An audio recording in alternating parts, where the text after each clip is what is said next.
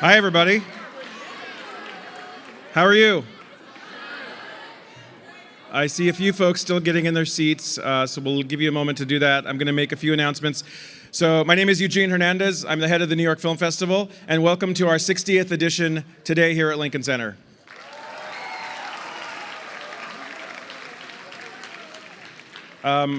This is a festival that takes place for 17 days here at Lincoln Center and in all 5 boroughs around the city. And there's so many days and nights that we look forward to. But on a personal note, this is the moment of this year's festival that I've most been looking forward to, and it's because of each of you in this room right now. So thank you for being here. Okay, so let me make a few announcements. We're going to introduce some guests, and we're even going to have a conversation that is going to be shared all around the country after this screening. So thank you for being part of this. I want to thank our board, our members, our patrons, and everybody who supports the work we do. I want to thank our friends at United Artists and at Orion for sharing this beautiful movie you're about to see with us today. After the screening, we're going to be in conversation with folks from the movie, folks who made the film that you're about to see.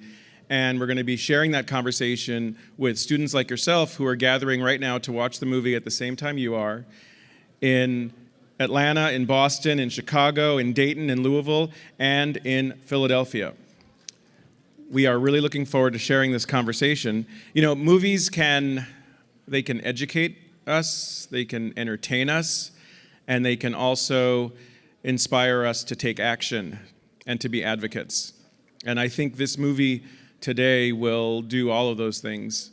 It can be a heavy film, it can be an entertaining film, and it can also be a film that can activate. And so I look forward to sharing this movie. When we chose this film to be in the festival, we chose it because the filmmaker, Chinonye Chukwu, who will be with us in a little while, she's actually down the street on The View right now with Whoopi Goldberg, one of the producers of the film. And so Chinonye will be with us in a little while. I want to acknowledge art often inspires other art and artists.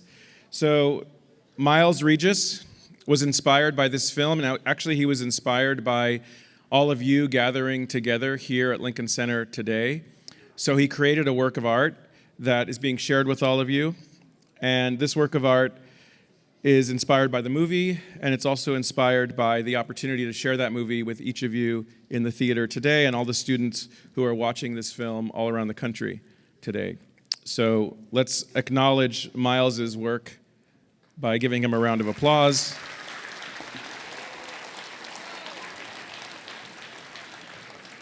If you have a cell phone or watch or something that's going to disrupt people around you, if you don't mind like silencing it or putting it away so that your focus is on this big screen for the next couple hours. And do stay in your seats at the end. As I told you, we have some special guests that you'll get to meet right after the screening.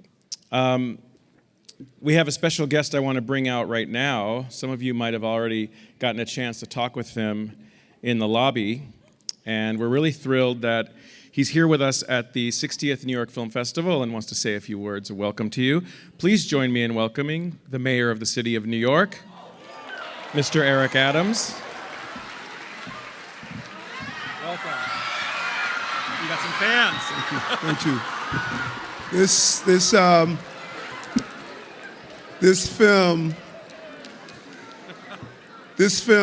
film is a powerful.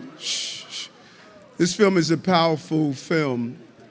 Till. It's not a professional emotion. It's a personal emotion because of the role his mother played.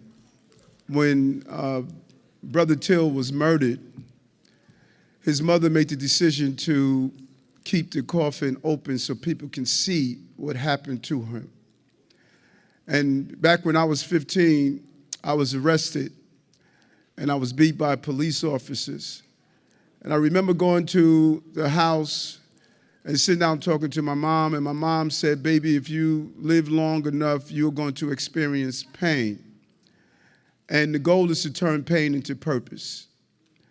And I think about you and the challenges you're facing as you challenge and deal with COVID, you deal with crime, you deal with how you want your schools to become. And I'm just so excited about, the energy that young people are bringing and the roles that parents play in making these decisions about she wanted to show the world what they did to her baby. And Mommy wanted to show the world what I could become. I was a young man, I was dyslexic. I'm dyslexic, I struggled in school. I was arrested, I was rejected. Now I'm elected, I'm the mayor of the city of New York.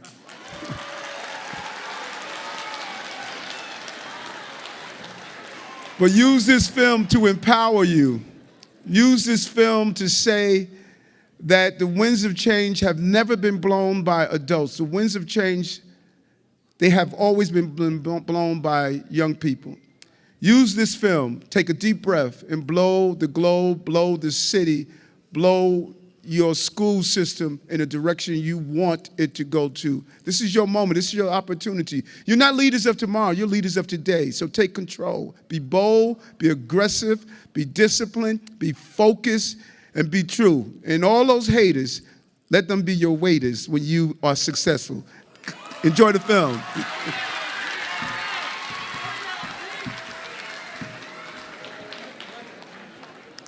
Thank you to our mayor of New York, Eric Adams. As we begin the screening, you're going to see a short video introduction from the director of the film. Her name is Chinonye Chukwu, and she has a long history with our organization, Film at Lincoln Center, and her previous film was the opening night of our new director series in the spring. We are thrilled to have her introducing the film to you, and she will be here with some special guests on the stage after the screening. So I'll come back out and introduce that group later. But until then, have a good screening, and we'll see you very soon. Thank you. We have some special guests to introduce. First of all, I want you to meet the moderators of the conversation that's going to happen shortly. Dr. Stephanie James Harris and historian Khalil Green. What's up? What's up?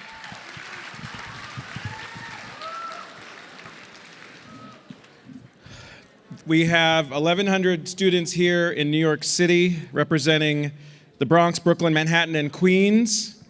We have students in a bunch of other cities around the country joining us via live stream from the Gene Siskel Film Center in Chicago, the Philadelphia Film Center, the Speed Museum in Louisville, the Atlanta Film Society, the Coolidge Corner Theater in Boston, and the Neon in Dayton. Greetings to all of you who are watching us and joining us. Welcome to the New York Film Festival. We have some special guests to bring out right now. Thank you to our friends at Orion Pictures and United Artists, and to the staff of Film at Lincoln Center, the New York Film Festival, and here at Lincoln Center for hosting this today. Please join me in welcoming the director of the film you just saw, Chinonye Chukwu.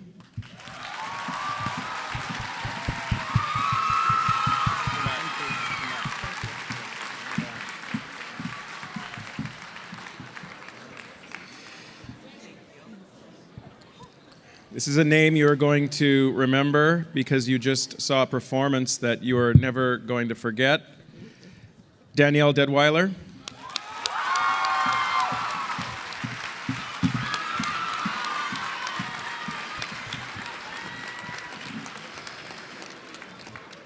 We have two other actors I want you to meet. Let's bring out Jalyn Hall and Sean Patrick Thomas.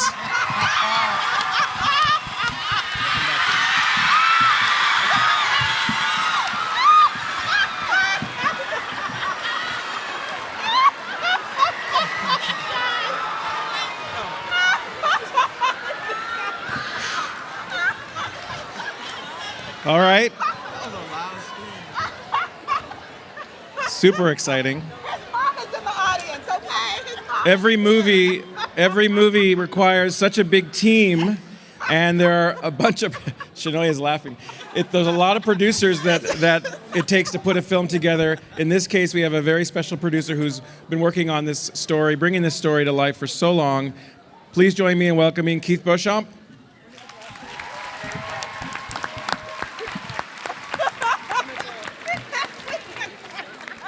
And from the Emmett Till Legacy Foundation, Deborah Watts.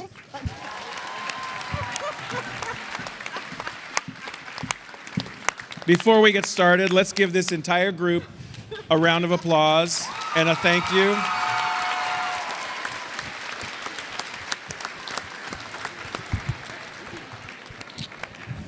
Dr. Harris and Khalil Green, the stage is yours. Thank you. Absolutely. Hey to the 5 boroughs. And also to those that are in the audience from the different areas in the different cities. I'm Dr. Stephanie James Harris. I know the rest of us, none of us matter except for Mr. Hill.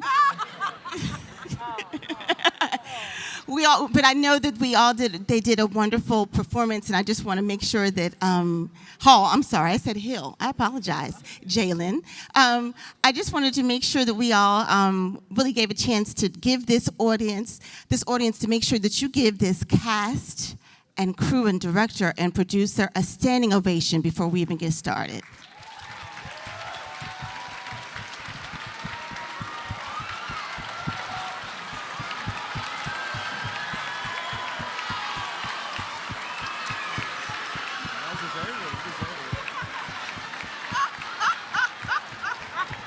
I want them to take their flowers because this is such a wonderful, wonderful body of work.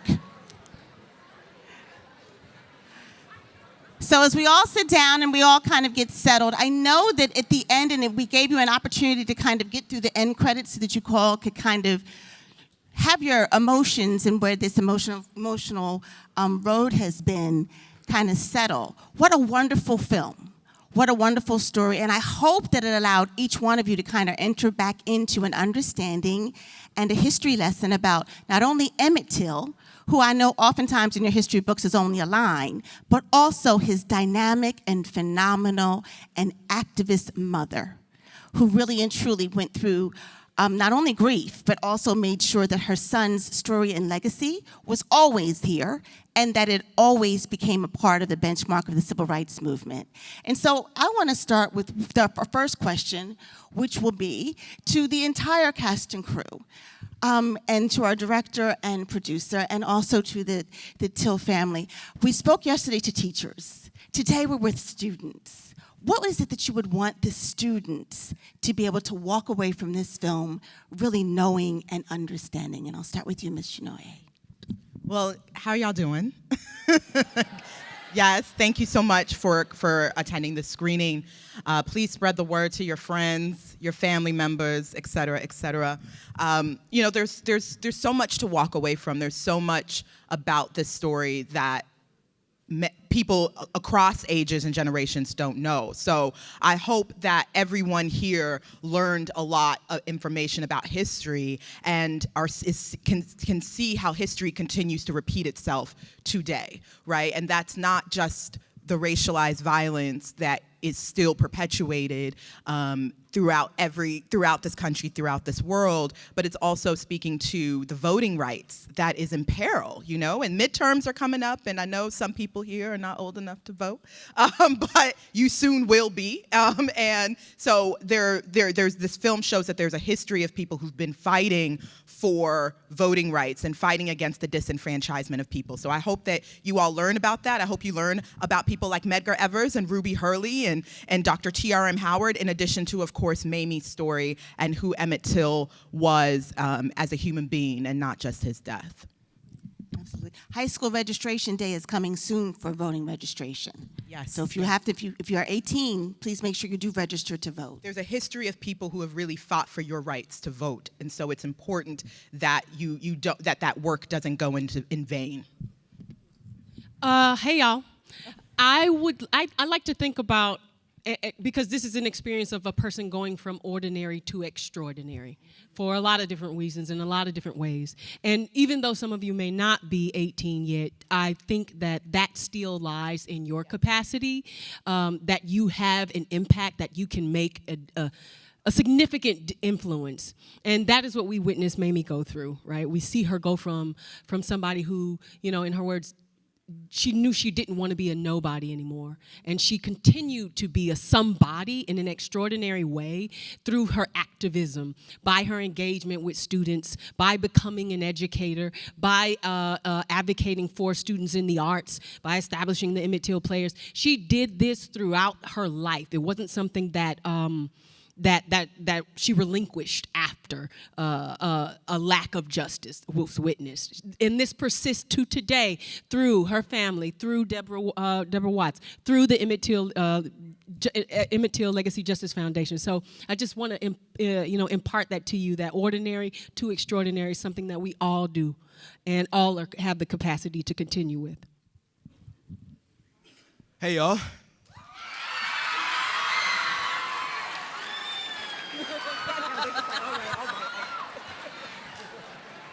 Right, so I'm 15, and I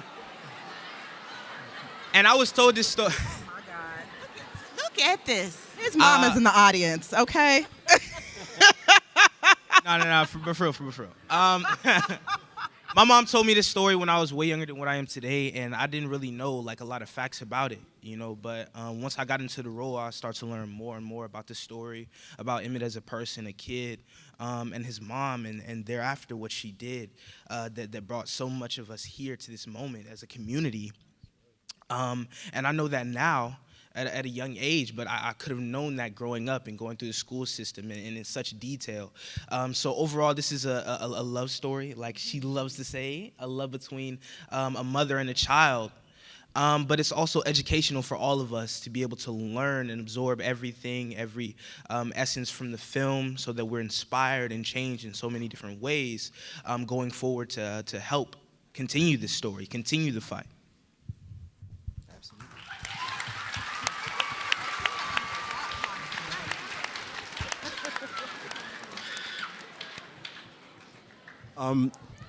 I would say that my hope with this film is that people your age can see what happened to Emmett and see a connection between that and things that are still happening right now.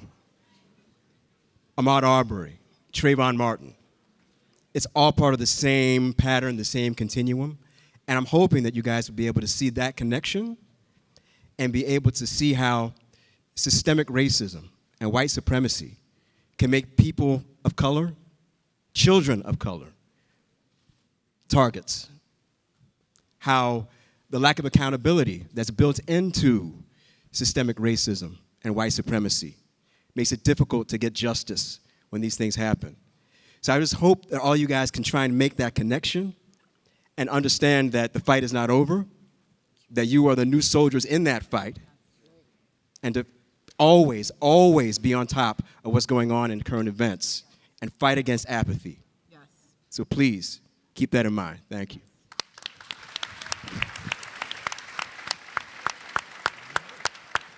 Good afternoon. The story of Emmett Till, his murder, sparked the American Civil Rights Movement. It was young people such as yourselves who are out there on the front lines. I want you to remember that. I also want you to remember that we're still currently fighting for justice for Emmett Till as well. So what I hope that you would take from this film is inspiration. Mother Mobley was a close friend of mine. She was my mentor when I was younger. She inspired me to spark change in my own way. I truly believe all of you are freedom conductors in your own way, and you can spark the same change that I have started to spark. So I just want to encourage you all to understand that the fight for human and civil rights in this country is a continuous fight, and we all must play a role in this mission to change the paradigm of racism in this country.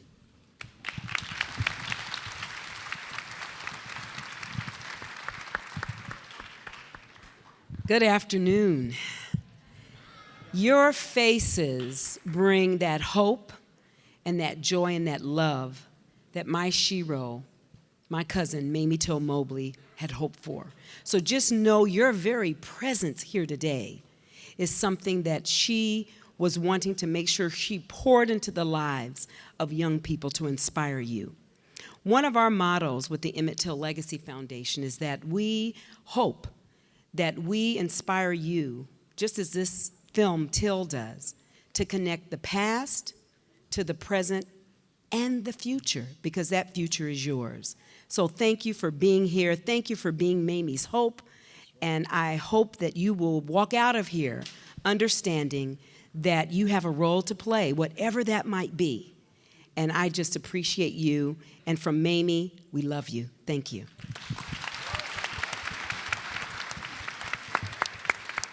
Let's give one more round of applause for those answers.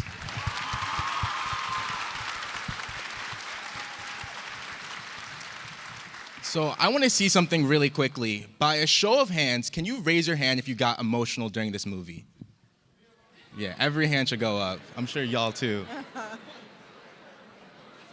So I've had TV shows and movies that are fictional, but when I watch them and a favorite character of mine dies or passes away, I get sad.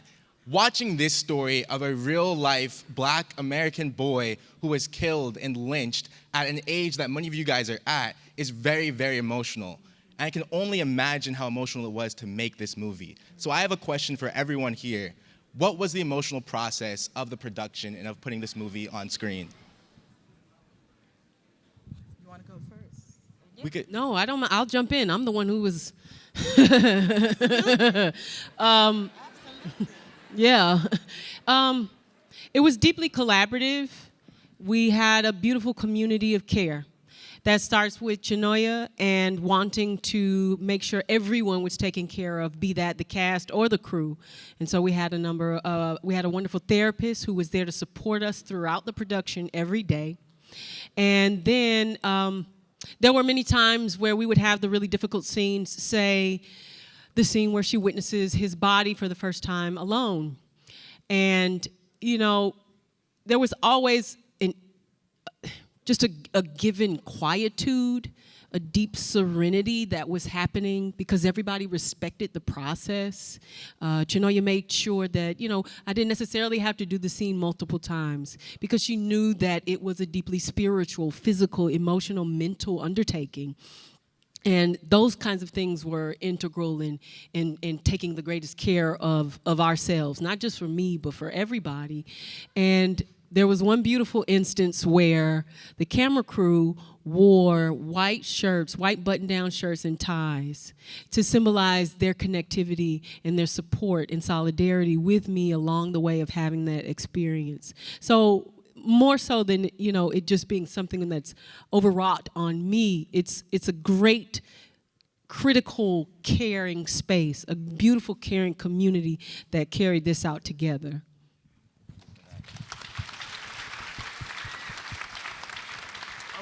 Yes. Well, my story in the movie was, of course, the love and the light that Emmett was, the love and the caring between him and his mother, and him just wanting to have fun and be curious, like any of us really want to do. So bringing that part was very natural. It was just taking the traits that were given to me from pictures, from reading, and just putting that into a authentic, you know, young boy who was just going into the world just to be himself. But given the scenes where Emmett is taken and leading up to his death, during those scenes there were a lot, like she said, it was all of us just together. Chinonye, the best director in the world. Mm-hmm. And I don't mean that just like making a movie happen, making a production happen, making sure people are there on time, know their direction, but just being okay mentally, you know? Like she said, we never did hard scenes more than we needed to, and that was just amazing. So I thank everybody that was there on set with me. I thank Chinonye, I thank Danielle, and yeah.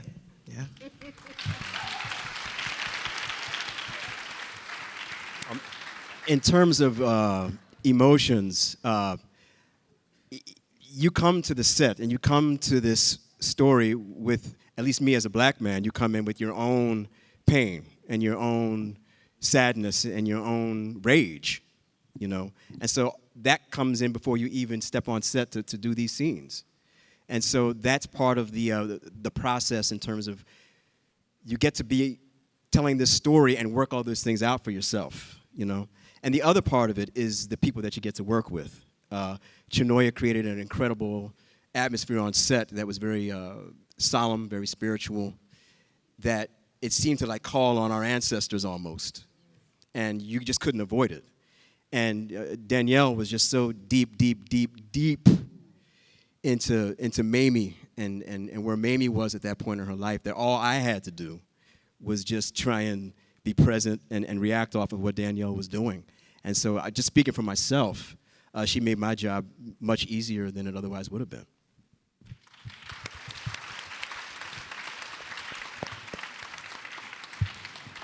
So I have a question from our virtual audience. I have a question from Felicia from Louisville. She says to thank you for the beautiful tribute to Mamie Till-Mobley and to Emmett Till. The film does a wonderful job of humanizing everyone, especially Emmett. I'm going to ask specifically to Chinonye and to Keith. Can you talk a bit why you framed the story to focus on Mamie? She'd like to know. Sure. I mean, first and foremost, we wouldn't know who Emmett Till was if it weren't for Mamie Till-Mobley. Okay? She is the heartbeat of this story. And so the only way that I could even imagine telling this story was through Mamie's perspective and her emotional journey. Absolutely. Absolutely. And also, you know, Black women are so often erased from history and from and from our narratives about freedom movements, civil rights movements, when we are so foundational to them. And so it was also an opportunity for me to center a Black woman in her rightful place in history. I love that. Clap for that. For me, that was the only way to tell this story. I mean, it was my hope after 30 years trying to make this film, or 28 years struggling to make this film. It was my hope that we were able to resurrect the Shiro that I knew, this person who inspired me in the work that I do, because I want that to be transferred to all of you who's watching the film. And we've been able to achieve that. And that was the only way this story could have been told, is through her eyes. Absolutely. Thank you. So I want to ask everyone, and we're going to start with Miss Watts, but Marcus from Philadelphia asks, for the cast and the crew and everyone involved, what was the experience of seeing the film for the first time? Oh, I know, that was good. That's a good. Seeing it for the first time was interesting for me because I was looking at it as a spectator initially, knowing that the people that were represented were my relatives. So seeing your relatives on screen, it took me back to reunions. It took me back to conversations that I had with Mamie, and it was powerful. It was powerful. It was sad, but it was also triumphant. I had a triumphant feeling of power moving forward, and that I was going to be able to step not into Mamie's shoes, but in the footprints that she left for us to step into.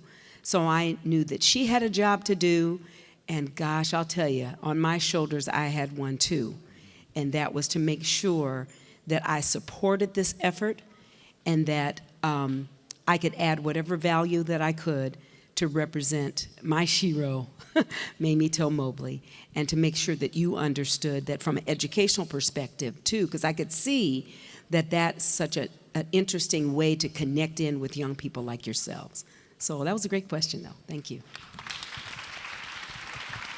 Anybody else want to give the impact of what it was like to see it for the first time? Well, for me, the first time I saw it, it was just astonishing because the scenes that I was a part of and the times that I was on set were for the most part, you know, very kind of heavy, you know, situations and very emotional. And so, but when you see the movie as a whole, you see how much it's a celebration of Mamie Till-Mobley. And that was something that just kind of washed over me in a way that that was unexpected for me, because I was there enough of the time where I thought I knew what I was going to see, but then once I actually saw it, that's the biggest takeaway that I had, that it was a celebration of her courage and of her love, and that's what I took from it the first time I saw it.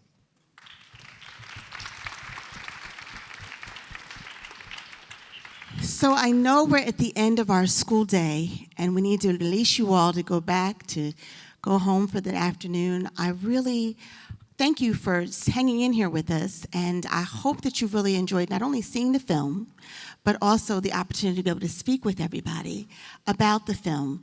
I would please encourage you to make sure that when this movie comes out on the 14th, that you bring family and friends back to see it. I hope that it spurs additional research for you all as students. I hope that you understand that those people in those books are actually people with lives, and that they have stories that you all need to invest in knowing. And I hope that all the mentions of all the historical figures in this film really begin to expand your understanding, your knowledge of what the long civil rights history is, and that you all become freedom fighters to continue those narratives, because this story is not over. It is not over. I'm going to let you go. I just want to say thank you again for the time. I want to ask you all before we leave to give this production crew, our director, our producer, and our stars of this show a standing ovation.